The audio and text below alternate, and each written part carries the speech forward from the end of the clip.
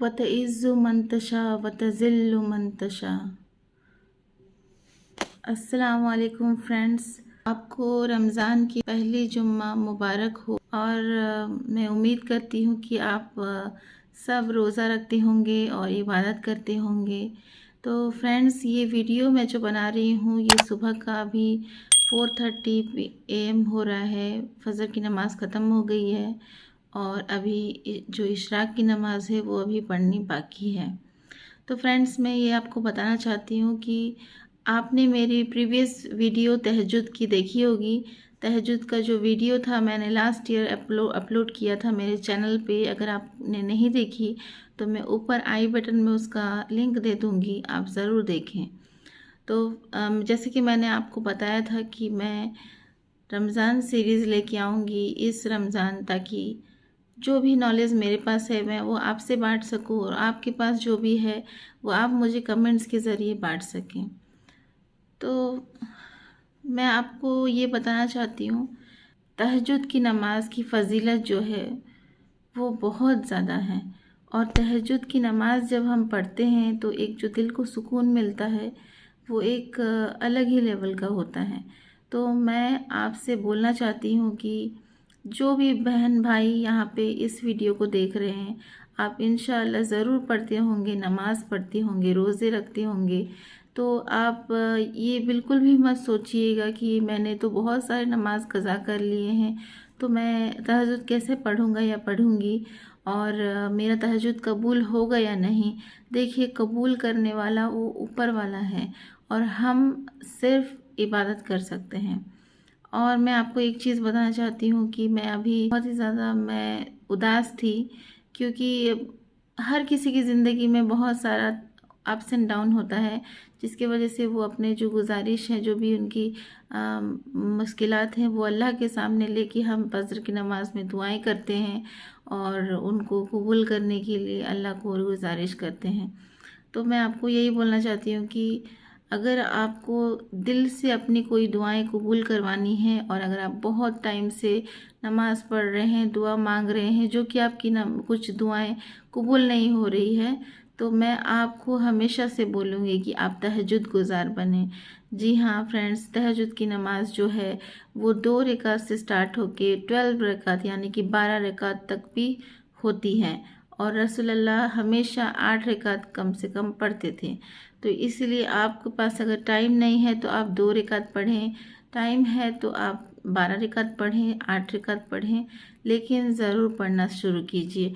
और डे 1 से ही आप जो है एक कनेक्शन अल्लाह के साथ जो है आपको महसूस होगी और आपको महसूस होगी कि जो नमाज़ें आप दिन भर पढ़ते हैं और ये जो तहज्जुद में जब आप नमाज़ पढ़ते हैं, अगर बोला जाता है कि अगर आप 3 दिन तक कंटिन्यूअस तहज्जुद पढ़ रहे हैं तो जो अल्लाह के साथ एक कनेक्शन होता है वो आपका बन जाता है और आप अपने सारी परेशानियों को अल्लाह के सामने रखते हैं, तब आपकी जो दुआएं हैं वो बहुत जल्दी कबूल हो जाती है।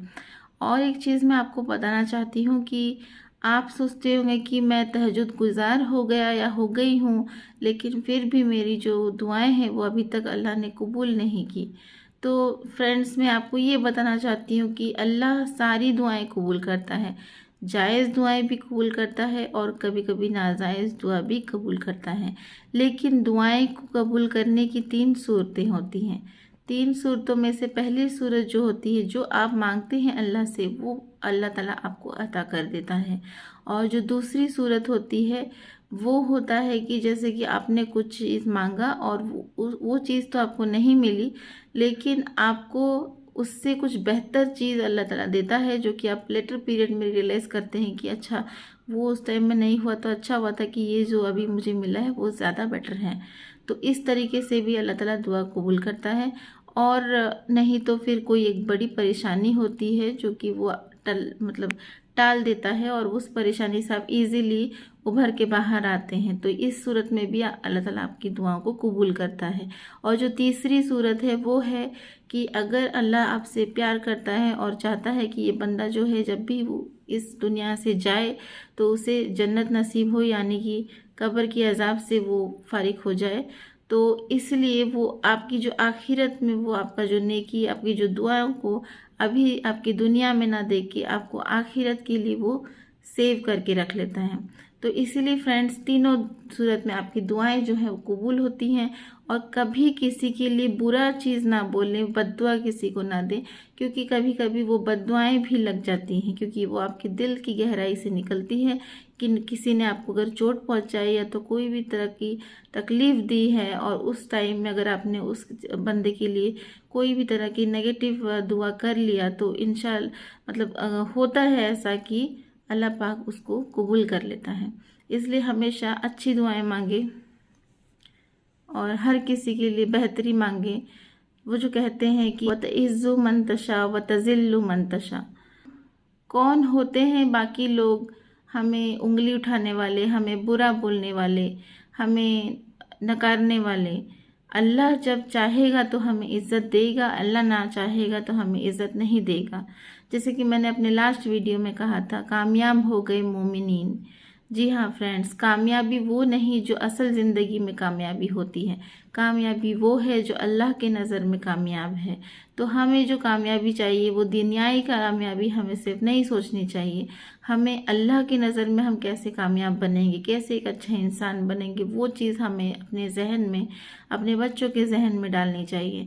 तो इसलिए ये जो 2 लाइन है वो मुझे बहुत अच्छा लगा। और मैं बोल रही हूँ कि मैं उतनी नॉलेज मेरे पास नहीं है, लेकिन मैं आपको ये बोलना चाहती हूँ कि जितना भी हो सके, बहुत सारे यूट्यूब चैनल्स हैं, वीडियोस हैं, आप ज़रूर देखें। आपके मन में कभी भी कोई तरह का भी डाउट है, आपको कोई भी चीज़ के लिए कुछ भी चीज़ का अगर आपको पूछना है, तो आप मुझे कमेंट करके पूछ सकते हैं। या तो कोई वीडियो आपको चाहिए जो आपको हेल्प करेगी, और वो भी मैं इंशाल्लाह बनाऊंगी।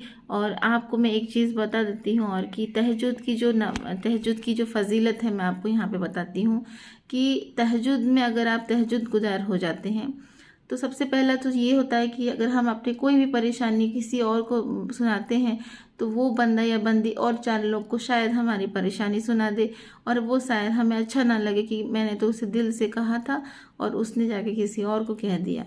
तो इसीलिए फ्रेंड्स, हमेशा मैं आपको बोलती हूँ, अल्लाह पाक बहुत खुश होते हैं जब हम अपनी कोई भी परेशानी सिर्फ अकेले में उनके साथ शेयर करते हैं।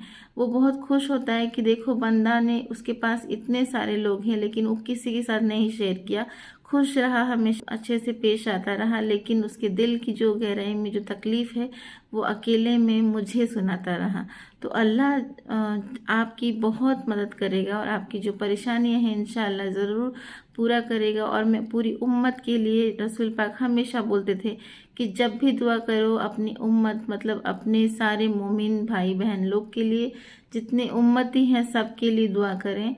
और ये जो अभी चल रहा है, ये जो दौर चल रहा है अभी देश में, इंडिया में, मैं इंडिया में रहती हूँ, तो यहाँ पे कुछ माहौल जो है वो हमेशा से हिंदू मुस्लिम वाला माहौल रहा है। तो मैं यहाँ पे सबको बोलना चाहती हूँ कि हिंदू मुस्लिम ऐसा कुछ भी आप ना सोचें, आप हर एक इंसान को इंसान सोचें, और हर एक इंसान को अच्छी नज़र से, अच्छी इखलाक आपकी होनी चाहिए, उनसे अच्छे से पेश आइए। आपके घर अगर कोई मुस्लिम आता है तब भी आप उसके साथ अच्छे से पेश आएँ, उसे खाना पूछें, उसे ज़कात खैरात सदका दे अगर वो गरीब है तो। और अगर नॉन मुस्लिम आता है तब भी सेम चीज़ करें। आपको कभी भी आपको पार्शलिटी नहीं करना चाहिए कि मुझे कोई मुस्लिम को हेल्प करना है या तो नॉन मुस्लिम को नहीं करना, आपको हर इंसान को करना है। इसलिए मेरा ये बोलना है कि आप हमेशा जब तक इस दुनिया में हैं प्यार बांटें, प्यार के नज़र से सबको देखें, अपने दिलों को साफ़ कर ले। रमज़ान का महीना जो है अपने दिलों को साफ़ करने का महीना है, अपने दिलों से लोगों के लिए बुरी चीज़ें हटाने का महीना है।